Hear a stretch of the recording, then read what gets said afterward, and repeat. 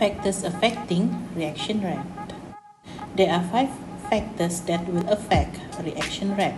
The first one is particle size, the second one is concentration, the third one pressure, the fourth one temperature, and finally catalyst. Let's take a look in detail about particle size first. So when we compare the bigger particle size with the smaller particle size, we can see that the smaller particle size have more surface area exposed for reaction. Jadi ini akan menyebabkan frequency of collision per unit time increase. Dan effective collision juga semestinya akan increase dan ini akan menyebabkan reaction rate juga akan increases. Next, kita tengok pula concentration. So, bila kita tingkatkan concentration, ini akan menyebabkan number of particle per unit volume akan meningkat. So, when the number of particle per unit volume increases, what happen to the frequency of collision? The frequency of collision juga akan meningkat per unit time. And this will cause the effective collision increases and the reaction rate also will increase. Next, in terms of pressure pula. So, just bear in mind, when the volume is high, okay, the pressure will be low. And when the volume is small, the pressure will be high. Okay, itu hubung kait pressure dengan volume yang kita belajar pada semester lepas.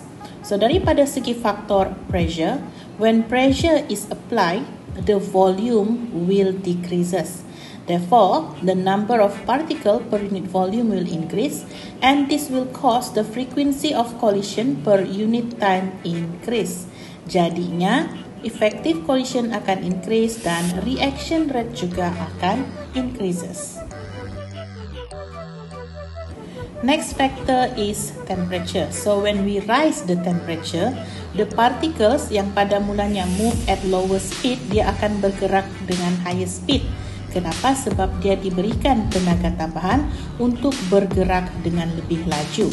So, daripada segi temperature, bila kita tingkatkan temperature, the average kinetic energy of the molecule will increase. Jadi, lebih banyak molekul mempunyai kinetic energy yang sama dengan atau lebih besar daripada activation energy. So, the effective collision will increase, therefore, the reaction rate also will be increasing. Faktor yang terakhir adalah catalyst. So, apa yang dimaksudkan dengan catalyst? Catalyst will increase the reaction rate by providing alternative pathway with a lower activation energy for the reaction. So, kalau kamu tengok rajah di sana, yang biru itu adalah activation energy without catalyst. Tapi bila kita tambahkan catalyst, activation energy itu akan direndahkan. So, dia akan lower itu activation energy. Jadi apa yang akan berlaku? Catalyst will speed up the reaction by lowering the activation energy. Therefore, more molecules will have kinetic energy equal or more than the activation energy. Jadinya, effective collision akan meningkat dan begitu juga dengan reaction rate akan meningkat. Next, kita akan tengok pula Maxwell-Boltzmann distribution. So, Maxwell-Boltzmann distribution curve ini, dia digunakan untuk menerangkan effect of temperature on reaction rate. So, kalau kamu tengok pada graf yang diberikan di sana, paksi Y itu menunjukkan number of molecules dan paksi X menunjukkan kinetic energy. Yang berwarna purple itu adalah graf untuk low temperature dan yang berwarna hijau itu adalah graf untuk higher temperature. So, semakin tinggi suhu, dia punya puncak itu akan jadi semakin rendah dan dia akan berada di kanan sedikit. So, untuk makluman kamu, luas di bawah curve itu, the area under the curve is equal. Sama ada dia low temperature ataupun higher temperature, luas di bawah curve itu equal, sama, yang mana ianya mewakili bilangan molekul di dalam sampel tersebut. So, kalau kamu lihat di sana, purple shaded area itu menunjukkan bilangan molekul with energy more than activation energy at low temperature. Lepas tu, kalau kamu tengok orange punya shaded area itu menunjukkan number of molecule with energy more than activation energy at high temperature.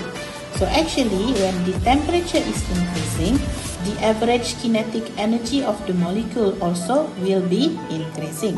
So at high temperature, a greater proportion of molecules have greater energy than the activation energy. Therefore, at high temperature, the reaction rate will be increasing.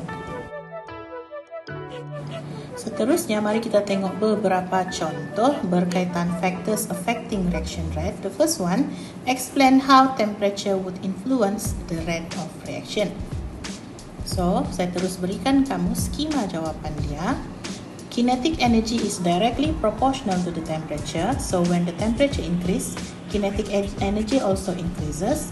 More molecule will have equal or greater energy than activation energy. So the effective collision will increases, therefore the reaction rate also increases. Example 2, the iodation of acetone has a rate constant of given there. The equation for the reaction is given below. Suggest two ways on how we can increase the rate of reaction.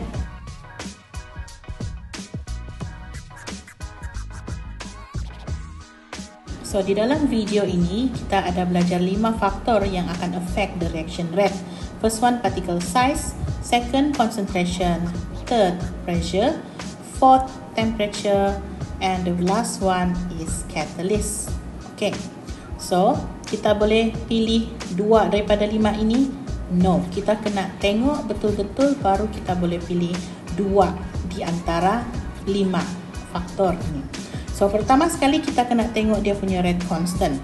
So, bila kita tengok rate constant dia adalah molar per second. So, meaning to say this reaction proceeds in zero order reaction. Ingat, di dalam video yang awal sebelum ini, kita ada belajar berkaitan dengan effect of order on rate. Untuk zero order reaction, bila kita double the concentration, dia tidak akan beri kesan kepada rate. So, meaning to say, kalau kita double concentration, dia tidak akan meningkatkan rate of reaction. So, concentration ini kita cancel out daripada pilihan. Next, kita tengok pula particle size. In term of particle size, kita cuma boleh gunakan dia kalau kita punya reactant dalam bentuk solid. Tapi bila kita tengok reaction equation, reaktan kita itu berada dalam keadaan aqueous. So, particle size juga bukan pilihan yang betul. The next one, kita tengok pressure. So, pressure ni biasanya kita gunakan untuk gas. Tapi kita punya reaktan dalam keadaan aqueous. So, pressure juga bukan faktor yang kita boleh guna pakai untuk meningkatkan rate of reaction. So, kita cuma tinggal 2 jawapan sahaja, iaitu temperature dan juga catalyst. So, ini adalah jawapan akhir kita. So, itu sahaja untuk kali ini. Kita jumpa dalam video yang seterusnya. Thank you and bye-bye guys.